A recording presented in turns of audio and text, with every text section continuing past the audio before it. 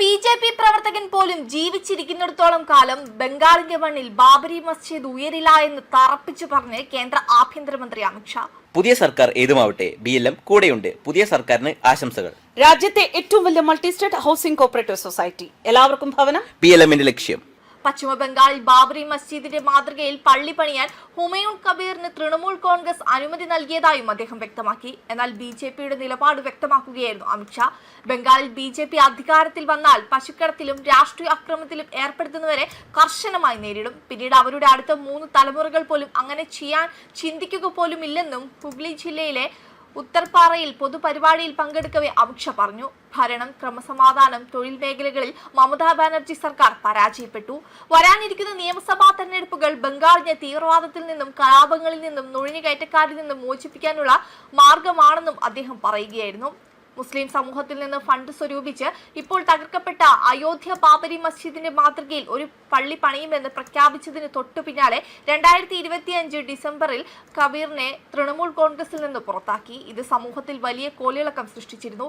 ഇതിനുശേഷം ഒരു മാസത്തിനു ശേഷം കബീർ ആം ജനതാ ഉന്നയൻ പാർട്ടി രൂപീകരിക്കുകയും വരാനിരിക്കുന്ന നിയമസഭാ തെരഞ്ഞെടുപ്പിൽ തന്റെ പാർട്ടി മത്സരിക്കുമെന്ന് പ്രഖ്യാപിക്കുകയും ചെയ്യുകയായിരുന്നു.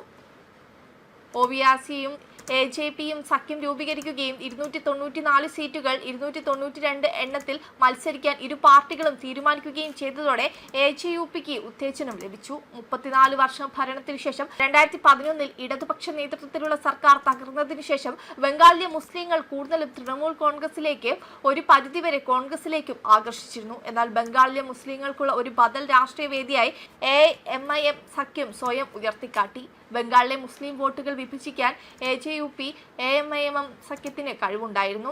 27% മുസ്ലിം ജനസംഖ്യയുള്ള സംസ്ഥാനത്ത് ബാബരി മസ്ജിദ് നിർമ്മിക്കണമെന്ന കബീറിന്റെ പ്രഖ്യാപനം താൽപര്യം ജനിപ്പിച്ചു.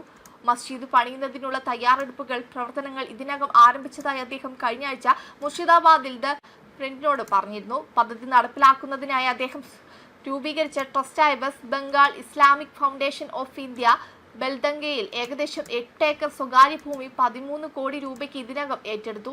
പള്ളിയുടെ മുഴുവൻ നിർമ്മാണത്തിനും ഏകദേശം 86 കോടി രൂപ ചെലവാക്കുമെന്ന് കബീർ പറഞ്ഞു. സ്ഥലത്ത് ബാബരി മസ്ജിദ് എന്ന് എഴുതിയ ബോർഡുകൾ സ്ഥാപിച്ചിട്ടുണ്ട്. ഒരുക്കങ്ങൾ ആരംഭിച്ചു. മസ്ജിദ് പണിയുന്നതിനുള്ള നിലം കുഴിച്ചെടുത്തു. അതിർത്തി മതിൽ പണിയാനുള്ള ശ്രമത്തിലാണ്. ദൈനംദിന പ്രവർത്തനങ്ങൾക്ക് മേൽനോട്ടം വഹിക്കാൻ ഒരു ബാബരി മസ്ജിദ് കമ്മിറ്റി രൂപീകരിച്ചിട്ടുണ്ട്. മസ്ജിദ് സ്ഥലത്ത് കമ്മിറ്റിക്ക് ഒരു ഓഫീസ് പോലുമുണ്ട്. 2030ഓടെ പള്ളിയുടെ പണി പൂർത്തിയാക്കാനാണ് തങ്ങൾ പദ്ധതിയിടുന്നത്. മാതൃകാ പെരുമാറ്റച്ചട്ടം കാരണം എല്ലാ നിർമ്മാണ പ്രവർത്തനങ്ങളും ഞങ്ങൾ നിർത്തിവെച്ചിരിക്കുകയായിരുന്നു എന്നായിരുന്നു കഴിഞ്ഞ ആഴ്ച പറഞ്ഞത്. മെയ് 4 ശേഷം പണി പുനരാരംഭിക്കും. ഇതുവരെ നടന്ന എല്ലാ ജോലികളും പൊതുജനങ്ങൾ സംഭാവന ചെയ്ത പണം കൊണ്ടാണ് ചെയ്തതെന്നും കബീർ പറഞ്ഞിരുന്നു. വെബ് ഡെസ്ക് കർമ്മ ന്യൂസ്.